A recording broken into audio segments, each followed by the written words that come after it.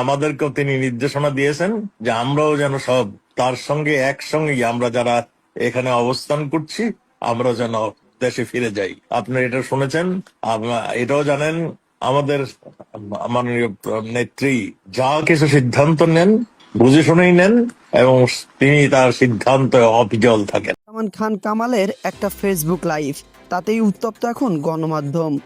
Facebook লাইভে এসে আসাদুজ্জামান খান জানালেন ডিসেম্বরের মধ্যেই দেশে এসে আত্মসমর্পণ করবেন।